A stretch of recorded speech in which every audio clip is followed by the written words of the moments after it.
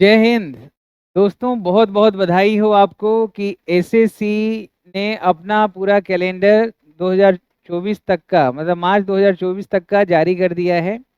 अब इसके बारे में पूरा एनालिसिस करके पूरा व्याख्या मैं कल करूंगा और मैंने इन सब एग्जाम्स को ध्यान में रखते हुए आपके लिए जो बहुत ज़रूरी चीज़ है वो चीज़ें मैं आपको देना शुरू कर दिया हूँ। दोस्तों, मेरा मानना है कि कोई भी जो अलग अलग एलिमेंट्स जो आपके एग्ज़ाम में पूछे जाते हैं और एक एक एलिमेंट्स पे आपका बहुत बेहतर कमांड हो, इसलिए हर एक चीज़ को मैं अलग अलग तरीके से मैं बता रहा हूँ। जैसे मैंने अभी हाल फिलहाल में वो कैब्स का कोर्स शुरू किया है, तो वो कैब्स का कोर्स आपका वोकेबलरी का समस्या पूरे तरीके से दूर कर देता है। क्यों? क्योंकि इसमें इतना बारीकी से बताया गया है ना कि जैसे ईडियम फ्रेजेज है। अब कलर पे अगर हम ईडियम फ्रेजेज बता रहे हैं तो कलर में भी अंदर जाके सब डिवाइड कर दिया गया है कि कोई ईडियम जिसमें रेड वर्ड का यूज हुआ है, किसी में ब्लू वर्ड का यूज हुआ है, किसी में ग्रीन है, किसी में पर्पल है, किसी में व्हाइट है, तो उसको सबको इस तरह से सीक्वेंस में सजाया हुआ है कि देखते ही आपको याद हो जाएगा। अब उसके ऊपर एक्टिविटी कराना,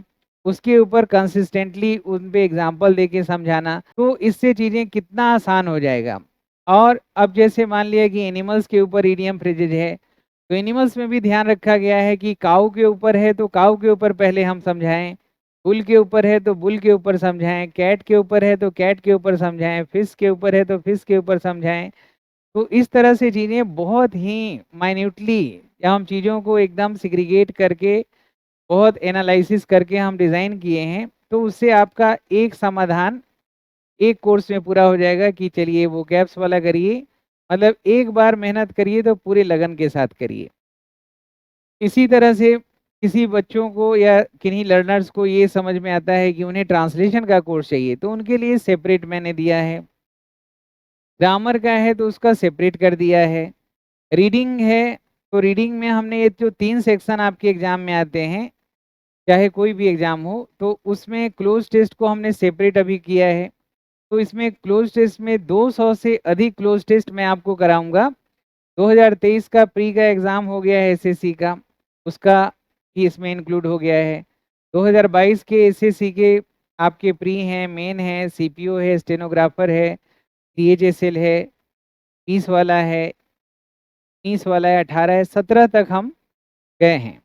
यानी 2023 से 17 तक का लेटेस्ट सारा चीज मिलेगा। अब मैं चाहता तो ये reading skill, cloze test, ordering और पैसेज को एक ही कोर्स में बना सकता था, लेकिन उसमें फिर ना हमें परिपूर्णता नहीं मिलता, इसलिए हमने क्लोज टेस्ट वाले में सिर्फ क्लोज टेस्ट को ही रखा गया है और हर एक दिन एक एक क्लोज टेस्ट पे काम कर रहे हैं ताकि हम अच्छे से एक एक क्वेश्चन को व्याख्यान करें, वर्णन करें लिखित में, और उन चीज़ों को आप आराम से पढ़ें। जैसे देखिए, अब ये क्वेश्चन है, अब ये आप लोग को शिकायत थी कि थोड़ा सा छोटा फॉन्ट दिखता है, तो इसको ही मैंने बड़ा कर दिया।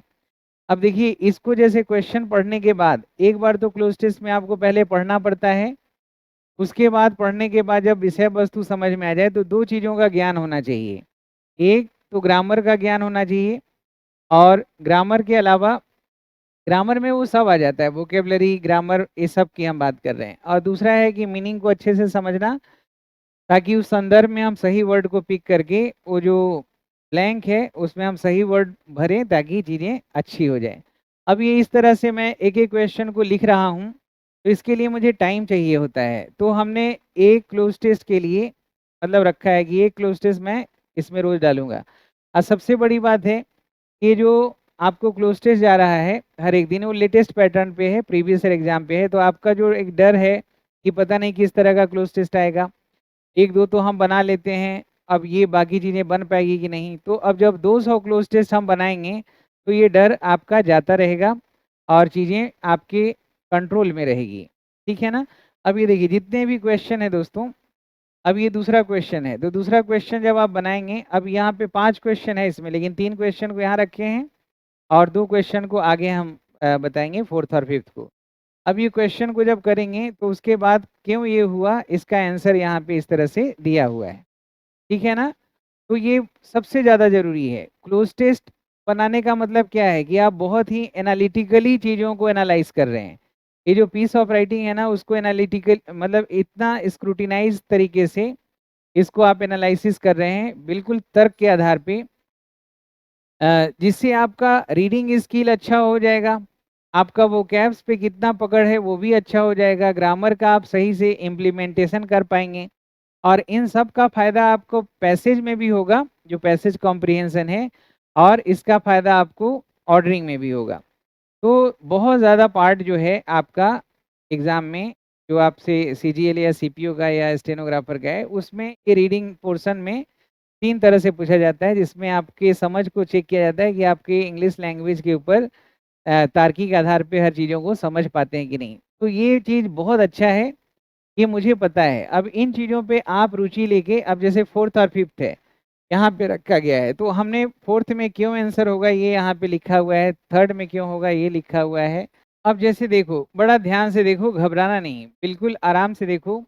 यहाँ पे सबसे पहले हमें जानना है कि किस चीज़ के बारे में यहाँ बात हो रहा है। तो यहाँ पे जैसे पढ़िए, पढ़ लेते हैं ना, ग्लोबल वार्मिंग। का कलर चेंज कर देता हूँ, वाइट रखता हूँ। देखिए, ग्लोबल वार्मिंग है, तो ग्लोबल वार्मिंग सब्जेक्ट है इस सेंटेंस का, यानी इसी के बारे में बात हो रहा है यहाँ पे। Global warming is one of the biggest environmental, ये एडजेक्टिव है। ब्लैंक के पीछे पहले क्या है, ब्लैंक के बाद में क्या है, ये दोनों को हमेशा देखना है। तो इन्वायरमेंटल है, और जो फेस कर रहे हैं, तो फेस कर रहे हैं हम, फेस हमेशा क्या करते हैं, कोई प्रॉब्लम को, कोई चुनौती को ही फेस करते हैं ना। तो ये वर्ड से हमें सिग्नल मिल जाता है। तो ग्लोबल वार्मिंग क्या है, वैश्विक तापमान जो बढ़ रहा है, ये क्या है, एक सबसे बड़े समस्या या चुनौती में से एक है जो हम फेस कर रहे हैं आज। Primary cause of global warming, अब देखो दूसरे सेंटेंस में भी यही ग्लोबल वार्मिंग यहाँ है, ग्लोबल वार्मिंग यहाँ है, तो यही हमारा विषय वस्तु हो गया। यही विषय वस्तु हमें पहचानना है हर एक सेंटेंस के सब्जेक्ट से, चाहे आप पैसेज बनाएं, ऑर्डरिंग बनाएं, क्लोजेस। हमारा पहला काम है विषय वस्तु को जानना।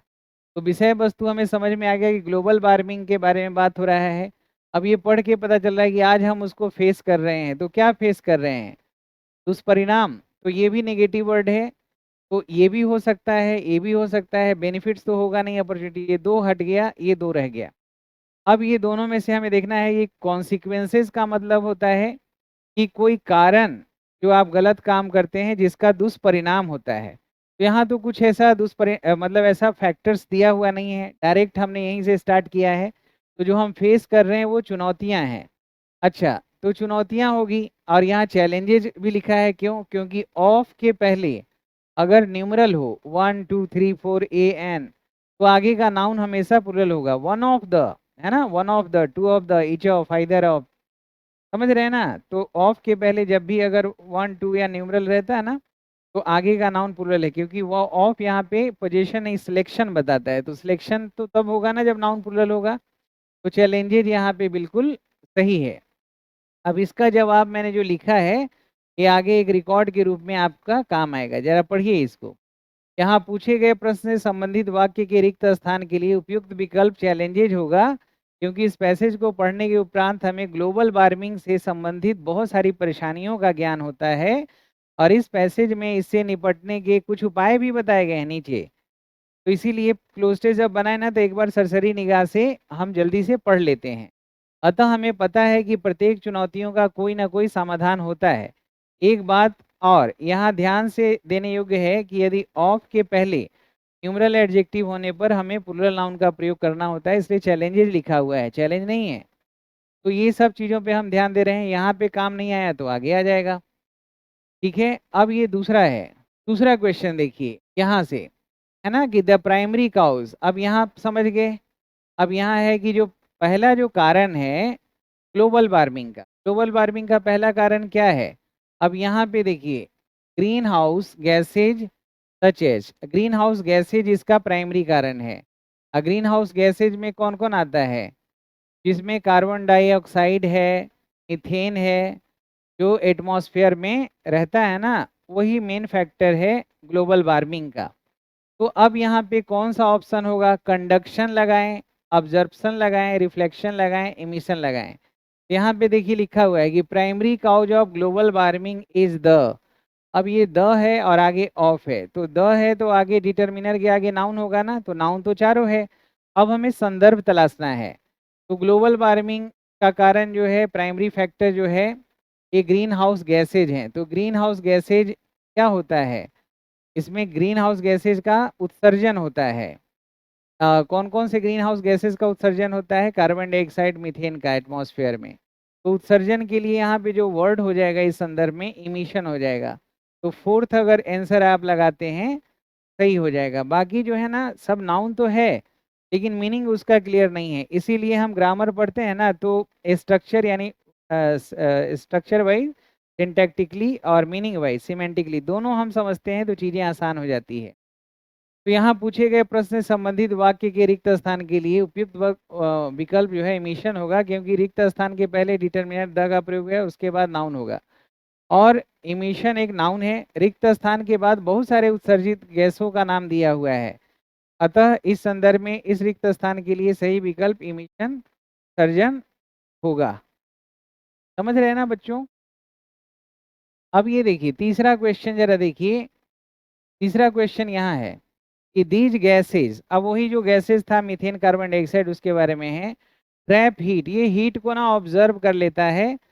जो सूरज से हीट निकलता है ना उसको ये मतलब बना के रखता है, और जिसके वजह से अर्थ का जो टेम्परेचर है वो बढ़ जाता है। अब उसी को हम ग्लोबल वार्मिंग कहते हैं। अब आगे है द और इफेक्ट्स। तो यहाँ पे पहले द है और आगे इफेक्ट्स है, तो ये इफेक्ट्स नाउन है, तो नाउन के पहले हमें एडजेक्टिव खोजना है। अब एडजेक्टिव यहाँ पे तो चारों हैं, तो अब यहाँ पे देखिए कौन सा वर्ड इस संदर्भ में सही है। The effects of global warming are, अब इससे क्या क्या दुष्परिणाम है। Widespread, include more frequent and severe weather, मतलब जो पूरे व्याप्त हो जाता है इससे वो होता है कि लगातार जो है ना सीवियर वेदर, मौसम जो है ना बहुत सीवियर इवेंट्स इसमें होता रहता है मौसम में बदलाव में। जैसे जितना गर्मी पड़ना चाहिए उससे ज़्यादा गर्मी पड़ने लगेगा, ज़्यादा ठंडा पड़ने लगेगा, खास करके गर्मी का बहुत ज़्यादा ये हो जाता है, मतलब मौसम में बहुत सारे बदलाव होते हैं। राइजिंग सी लेवल्स, अब ग्लोबल वार्मिंग बढ़ेगा तो ग्लेशियर वगैरह पिघलेगा और समुद्र का स्तर जो है पानी का बढ़ेगा। और बायोडाइवर्सिटी जो है ना, जो जैव विविधता है पृथ्वी पर, उसका नुकसान हो जाएगा। तो यहाँ पे देखिए, यहाँ पे निगेटिव बात कहा जा रहा है, global warming are widespread and, मतलब इसका जो इफेक्ट्स है बहुत वाइड स्प्रेड है, व्याप्त है। इसमें इंक्लूड हो जाता है कि फ्रीक्वेंट और सीवियर वेदर इवेंट्स में बदलाव आता है, सी लेवल बढ़ जाता है, बायोडाइवर्सिटी। तो ये सब जो रिजल्ट है वो पॉजिटिव है कि नेगेटिव है, तो पॉजिटिव वर्ड तो होगा ही नहीं, तो न्यूट्रल भी नहीं है, तो यहाँ पे न्यूट्रल भी नहीं होगा, पॉजिटिव भी नहीं होगा, निग्लिजिबल मतलब जिसको हम, तो ये सब लगभग पॉजिटिव सेंस दे रहा है। तो ये नेगेटिव सेंस वाला एडजेक्टिव जो है हमारा नेगेटिव है। तो द नेगेटिव इफेक्ट्स, तो ये देखिए नाउन है, नेगेटिव हो गया हमारा एडजेक्टिव, और दोनों मिलके नाउन फ्रेज, और नाउन फ्रेज के लिए नाउन के लिए ही हम द लगाते हैं। तो इसको हमने यहाँ पे आंसर भी लिख दिया ताकि आपको समझने में आसान है। यहाँ पूछे गए प्रश्न से संबंधित वाक्य के लिए केटिव वर्ड क्यों होगा, क्योंकि यहाँ पे कॉन्टेक्ट वर्ड में वर्ड जो है, तो आगे जो कॉन्टेक्ट वर्ड है वो ना एडजेक्टिव है, तो एडजेक्टिव के पहले हमें, सॉरी, ब्लैंक के बाद में दिए गए कॉन्टेक्ट वर्ड एक नाउन है, अतः इसके पहले एडजेक्टिव का प्रयोग किया जाना चाहिए, लिखा है ना। हालांकि यहाँ दिए गए विकल्पों में से सारे ही एडजेक्टिव्स हैं, परंतु उनमें से सिर्फ एक विकल्प निगेटिव है जो नकारात्मक अर्थ के लिए है। तो नकारात्मक वर्ड ही हमें बताना है, क्योंकि परिणाम यहाँ पे सब नेगेटिव था, तो नकारात्मक परिणाम के लिए हमने नेगेटिव एडजेक्टिव को यूज किया है। अतः यहाँ पे ये बिल्कुल अर्थ को पूरा कर रहा है बच्चों। इसमें देखिए मेनी गवर्नमेंट्स, यानी बहुत सारी सरकारें, मतलब गवर्नमेंट्स का मतलब यहाँ सिर्फ इंडिया गवर्नमेंट की बात नहीं हो रही है, दुनिया के जितने भी गवर्नमेंट्स हैं और ऑर्गेनाइजेशंस हैं, इम्प्लीमेंट किया है। इम्प्लीमेंट मतलब लागू करना, क्या लागू करेगा, और लागू किस लिए किया गया है, रिड्यूस करने के लिए। क्या रिड्यूस करने के लिए, ग्रीन हाउस गैस का उत्सर्जन। अब ये इमिशन क्यों लगा, इसीलिए जब एक बार तेजी से पढ़ते हैं ना तो हमें जो इसके वर्ड होते हैं वो फेमिलियर वर्ड से ही हमें वर्ड पिक करना होता है, तो वो यहाँ दिया हुआ होता है, तो वो एक 100% एक्यूरेसी के लिए एक बार पढ़ना जरूरी है। तो यहाँ पे क्या लागू किया गया है, तो रिस्ट्रिक्शन लागू किया गया है कम करने के लिए, सब्सिडीज लागू किया गया है, पॉलिसीज लागू किया गया है, सैंक्शन तो मंजूरी होता है, तो इम्प्लीमेंटेशन के लिए कोई रूल होगा या कोई पॉलिसीज होगा, तो यहाँ पे पॉलिसीज जो वर्ड है ये बिल्कुल सही है, पॉलिसी ही लागू करेंगे ना। तो इस तरह से हमने आंसर पूरे अच्छे तरीके से समझा के लिख दिया है। इसको आप पढ़िएगा, तो वही चीज़ है जो हमने यहाँ पे बोला है। अब ये 5वां और आखिरी देखिए। अब यहाँ देखिए हर जगह ग्रामेटिकल क्लू भी रहता है। अब यहाँ पे देखिए, अब यहाँ पे हाउएवर मतलब इसी सेंटेंस को कोरिलेट कर रहा है कि जैसे गवर्नमेंट और ऑर्गेनाइजेशन बहुत सारे पॉलिसीज को इम्प्लीमेंट लागू किया है, इसी तरह से इंडिविजुअल यानी व्यक्ति विशेष एल्सो लिखा हुआ है ना, तो इसका मतलब होता है एंड, मतलब जो स्टेटमेंट इधर है पॉजिटिव तो पॉजिटिव, नेगेटिव तो नेगेटिव, तो एल्सो लिखा है तो उसी तरह का। तो व्यक्ति विशेष का भी एक भूमिका है इन।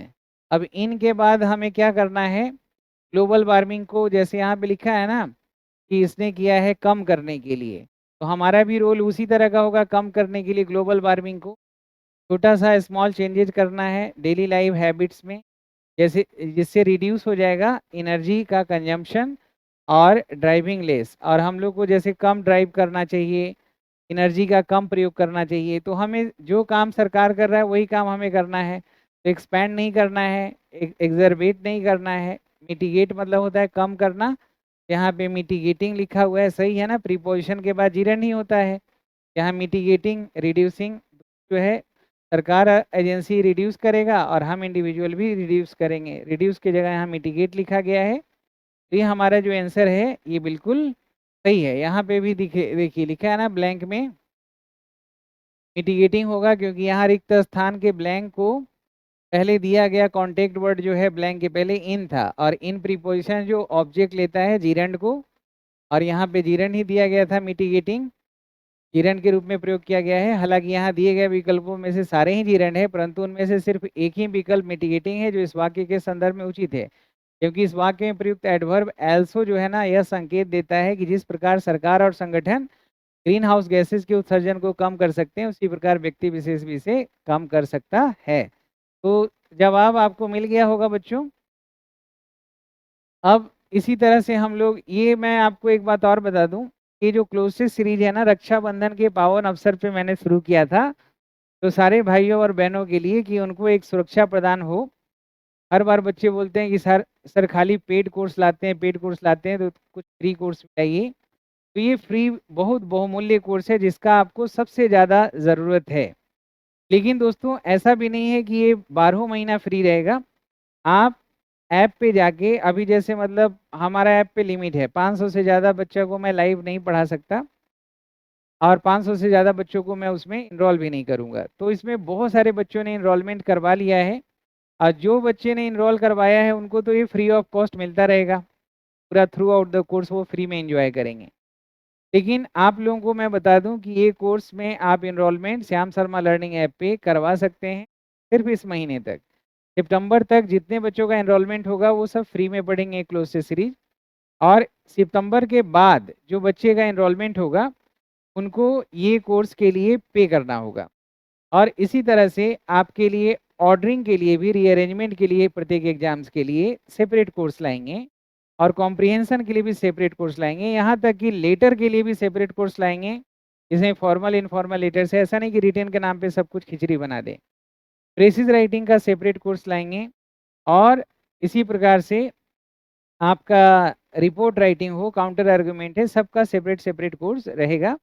इससे आप एक कोर्स में एक ही चीज़ के ऊपर फोकस करें। स्पोकन इंग्लिश का भी लाएंगे जिसमें, लेकिन स्पोकन इंग्लिश में उन्हीं बच्चों को ज़्यादा हम प्रेफर करेंगे, इनरोल करेंगे जो पहले से ट्रांसलेशन और वोकेबलरी का कोर्स कर चुके हैं।